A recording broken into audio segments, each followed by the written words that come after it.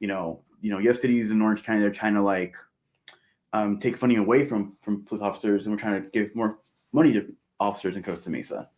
And that's always very interesting coming from someone in your party. In my opinion, sometimes you hear on the on the media or social media, because you're a Democrat, right? Yeah. You're a Democrat council member.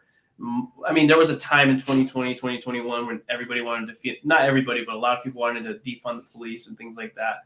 And it's a little bit different from what you're telling me. Yeah, one thing I've realized is everyone. See, no one wants to see an officer when they're doing good things, but everyone wants an officer when something bad happens. Right. And what we've seen on the city level is that people like their officers. They don't want to be bothered or disturbed for unjust reasons, but fundamentally they're part of what keeps the city safe, right? It's part 100%. Yeah. So for Costa Mesa, like we recently actually, because right now there's currently like a shortage of officers joining the profession.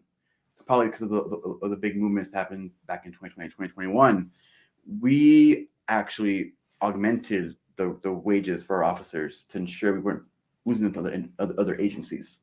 So some agencies like Laguna Beach are having to pay like signing bonuses to have officers join their city. Interesting.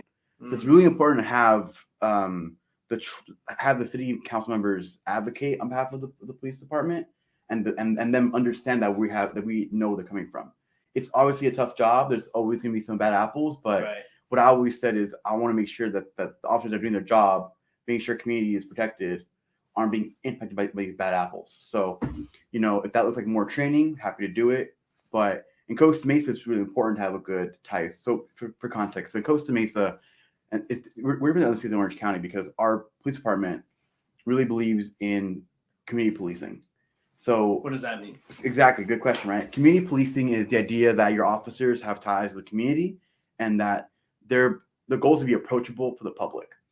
So back when I was growing up, during like the early Obama years, 2009, 2010, a then council member wanted to have the ICE department, come work alongside our police department. Mm-hmm. Our police chief said, we don't want that.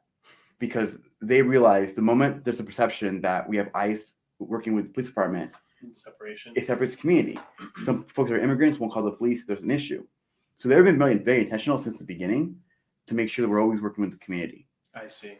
Even when a prior council had a discussion about sanctuary cities, banning it, not banning it, and it got really contentious, the police chief came out and said, we want to trust the community. This conversation divides the community.